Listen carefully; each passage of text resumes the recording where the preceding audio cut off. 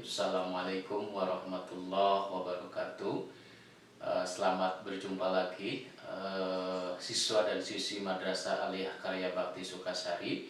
Selamat berjumpa di pembelajaran daring dalam jejaring pada mata pelajaran ekonomi, khususnya ekonomi untuk kelas 10 IPS di Madrasah Aliyah Karya Bakti Sukasari.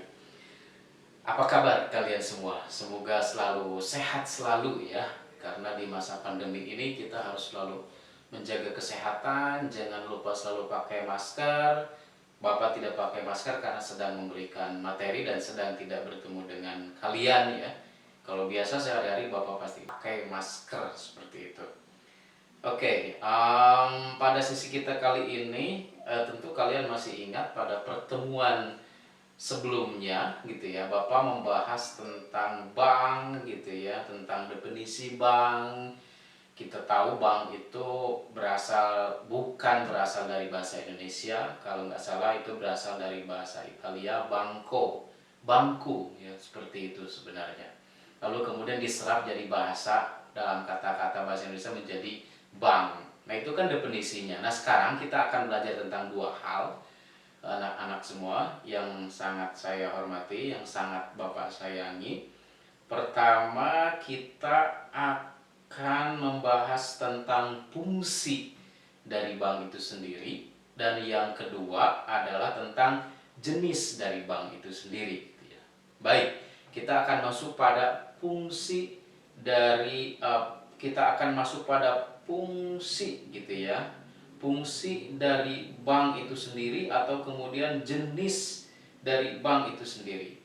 Tapi mungkin Bapak akan mulai dari jenis gitu ya, supaya kita mudah mempelajarinya.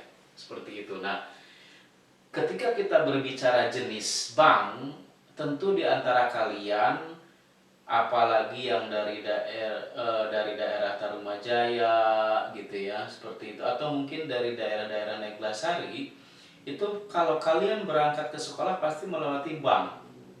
Kalau yang dari daerah Tarumajaya, di pasar itu ada bank BRI, Bank Rakyat Indonesia. Lalu kalau yang dari Neglasari gitu ya, pas di sebelum pom bensin mini itu di terminal angkot kalian akan menemukan BPR, Bank Perkreditan Rakyat. Atau kemudian kalau kalian mencoba lihat lagi di TV-TV, di media-media sosial, Facebook, Instagram, di WhatsApp, atau dimanapun kalian lihat di TV atau lihat di YouTube gitu ya. Nah kalian pasti menemukan nama bank-bank yang lain. Ada pasti mengenal Bank BNI gitu ya, Bank BTN, dan bank yang lainnya. Seperti itu sebenarnya. Nah, pertanyaan selanjutnya, kalau seperti itu, apa beda antara bank yang satu dengan bank yang lain? Itu kan pertanyaannya sebenarnya. Nah, sebelum membahas lebih lanjut gitu ya, Bapak akan menjelaskan bahwa gitu ya, kalau kita mengelompokkan bank berdasarkan berdasarkan jenisnya, kita bisa bedakan. Satu, bank dibedakan berdasarkan jenis kelembagaannya. Nah, dari yang Bapak pelajari gitu ya selama ini, ternyata kalau berdasarkan kelembagaannya, jenis bank berdasarkan kelembagaannya ada dua.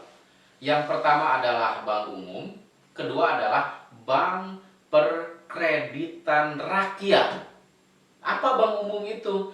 Nah, bank umum itu adalah bank yang fungsinya gitu ya, dia melayani lalu lintas pembayaran.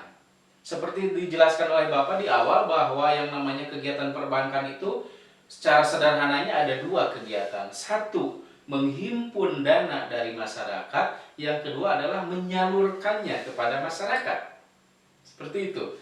Nah, bank umum itu seperti itu. Bank umum itu seperti apa? Nah, BRI itu adalah bank umum, BNI itu adalah bank umum.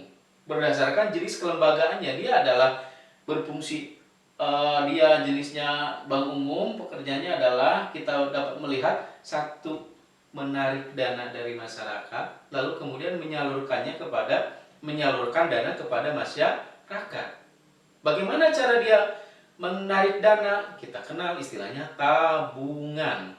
Atau yang lainnya Bapak pernah menyitir sedikit pada pertemuannya, dan nanti kita akan bahas pada pertemuan berikutnya tentang deposito. Ya, lalu kemudian apa? Bagaimana cara bank menyalurkan kepada masyarakat? Banyak. Ada yang namanya misalkan kredit. Kredit itu ada salah satu contohnya mungkin yang sekarang banyak digunakan oleh masyarakat atau petani di Kertasari gitu ya. Dan juga petani di daerah lain namanya kredit usaha rakyat. Gitu ya sebenarnya. Nah, itu adalah bentuk-bentuk perbankan menyalurkan uang kepada masyarakat. Seperti itu sebenarnya. Nah, itu adalah bank umum. Apa bedanya dengan bank perkreditan rakyat yang kalau kalian lewat yang dari arah Neglasari, kalian pasti akan menemukan yang namanya Bank BPR, Bank Perkreditan Rakyat. Nah, namanya juga Bank Perkreditan Rakyat, fungsinya dia beda dengan bank umum. Gitu ya. Fungsi dari Bank Perkreditan Rakyat, fungsi utamanya adalah gitu ya, menyalurkan kredit kepada masyarakat. Apakah dia menerima tabungan dari masyarakat? Seharusnya tidak. Tapi untuk memastikannya, bagusnya kalian ngecek. Nanti Bapak akan menugaskan kalian untuk melakukan belajar mandiri lagi untuk melakukan survei ke bank. Seperti itu. Ya, survei ke bank, wawancara sama tellernya, wawancara sama manajernya, wawancara sama petugas keamanannya, seperti itu. Nah, itu bank berdasarkan kelembagaan. Yang kedua adalah sekarang itu berdasarkan kepemilikan. Seperti itu. Nah, kalau berdasarkan kepemilikan itu ada kurang lebih, kalau di sini yang Bapak pelajari ada yang namanya bank persero. Apa itu bank persero? Bank persero adalah bank yang sahamnya, yang modalnya dominan dimiliki oleh negara. Contohnya apa? Bank Mandiri. Kalian pernah mendengarkan ada iklannya. Bank BNI, Bank BRI. Ya, walaupun sebenarnya kalau kalian nyebut BRI itu sudah menyebut bank. Jadi kalau Bank BRI sebenarnya kalian sedang menyebut, kalau dipanjangkan, Bank Rakyat Indonesia, cukup BRI. BRI itu adalah bank-bank yang dinamakan dengan bank persero, di mana modalnya itu lebih banyak dimiliki oleh negara. Lalu kemudian selain bank persero ada juga yang kemudian bank swasta. Contohnya Bank Bukopin, Bank Mega, seperti itu. Lalu yang ketiga ada yang namanya Bank Pembangunan Daerah. Nah, apa bedanya Bank Persero dengan Bank Pembangunan Daerah? Ini hampir sama, cuman bedanya kalau Bank Pembangunan Daerah yang mayoritas memiliki sahamnya itu adalah pemerintah daerah. Pemerintah daerah itu seperti apa? Pemerintah provinsi, ya, pemerintah kabupaten. Nah, pertanyaannya apakah pemerintah desa boleh punya bank? Nah, itu perlu dikaji lagi. Setahu saya, setahu Bapak, memang belum nemu regulasinya, tapi kalian bisa nyari sendiri.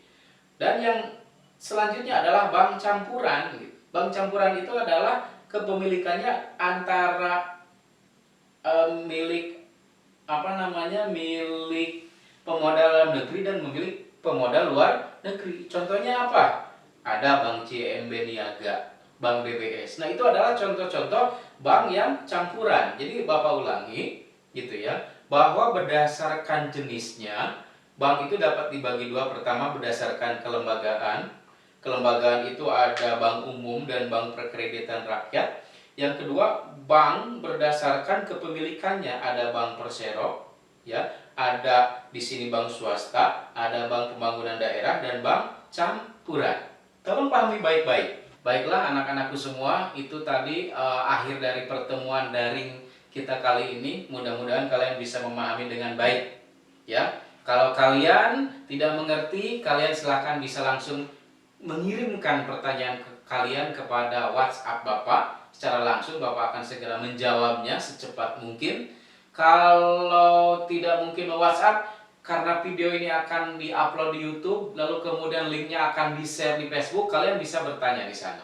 Ya, kalian bisa bertanya di kolom komentar. Ya, di kolom komentar nanti kemudian Bapak akan menjawab pertanyaan-pertanyaan kalian. Oke? Baik, Bapak akan segera tutup pertemuan daring kali ini. Bapak mendoakan kalian supaya kalian tetap sehat, selalu ingat, selalu pakai masker, ya, selalu jaga jarak, jangan terlalu dekat, ya, hindari kerumunan, gitu ya, jangan bepergian bila tidak perlu. Oke, jaga kesehatan, jaga imunitas tubuh kalian supaya tetap kuat.